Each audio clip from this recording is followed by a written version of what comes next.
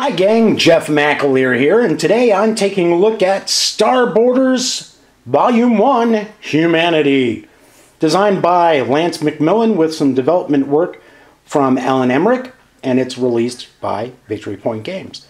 I had previously reviewed the Ziploc edition of Starboarders Humanity, and this is the new deluxe edition.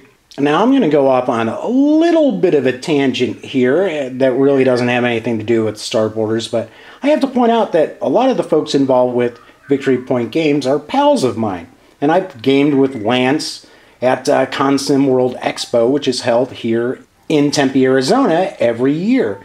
And in fact, the funny thing is, Lance loved Academy Games 1812, The Invasion of Canada, so much he just had to get his hands on it. So I was so glad to actually introduce him to the game. So it's kind of funny because when I talk about Victory Point Games, a lot of their designers, or at least a handful of their designers and development people, I know very well. That said, let's take a peek inside Starboarders Humanity.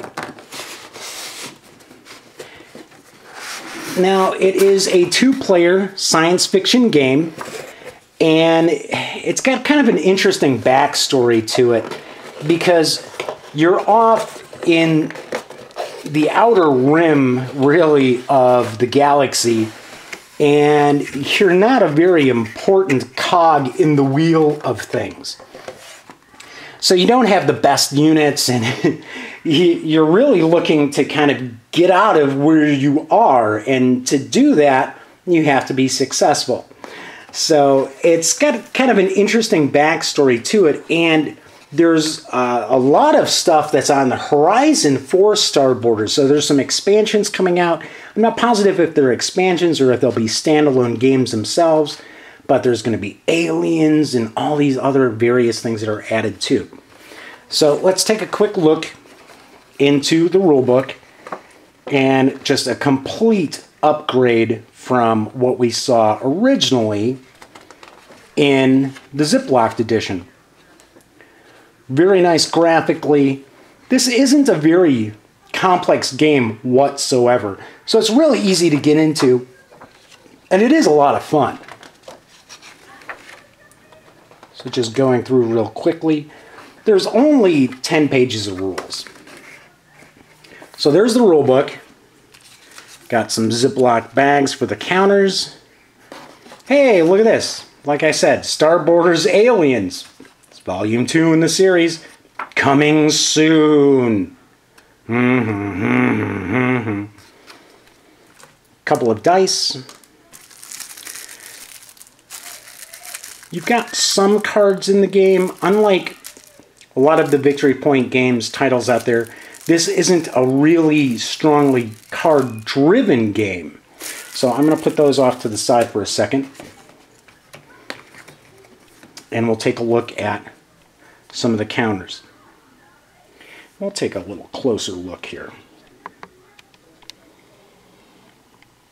So each side has different units. And as you can see, there aren't a huge ton of units available to the two players. And of course there's different markers. And once again, pretty thick counters. They are dual-sided. So we've got the counters there. And then we have the various setups for the map itself. I'm going to move some of this out of the way before we take a look at that. There is a paper map that's included. Zoom back out. And there are different sectors, and the way these sectors match up are through the various different movement lines. So get that out of the way here. And then there's little add-ons that can be placed around the map. So the universe isn't always the same setup every time you play. So we've got each player gets their own sequence of play card. Then we have different scenario cards. The Viking Raiders! So which are they? The Vikings or the Raiders? I don't get it. So quite a few scenarios. And then the scenario cards are giving you a breakdown of how do you set up the map and what units each player receives.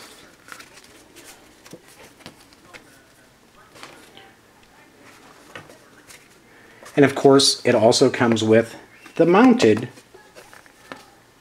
map sections as well.